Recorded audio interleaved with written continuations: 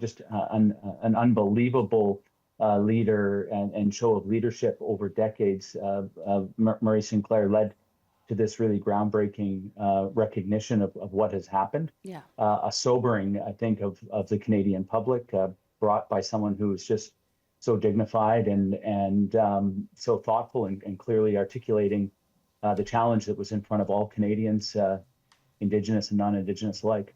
Well, as somebody who was elected to the Legislative Assembly here in British Columbia in 2017, born and raised on Tsartlip, which is part of the Saanich Nation, one of the villages here and just outside of Victoria.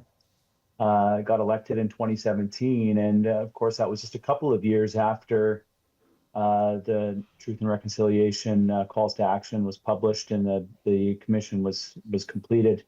It had both a professional and a personal implication for me, as I have the descendant of residential and day school survivors, and so it was both a very politically important moment for my family and for my community and for Indigenous people across the country. Mm-hmm. But now as a legislator, there was work to do. And, I was very proud to be a part of that Legislative Assembly in 2019, just, 4 years after the report was tabled.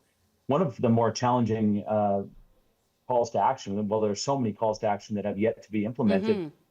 The passing of the Declaration on the Rights of Indigenous People into law, shifting from Aboriginal rights entitled denial to a legal theory of recognition, Mm-hmm. is remarkable. And it's something that I'm always going to be proud of as a legislator, to stand unanimously in that Legislative Assembly and doing some of the most difficult work, actually, in shifting that political theory that legal theory that has long been at the center of the conflict here in British Columbia.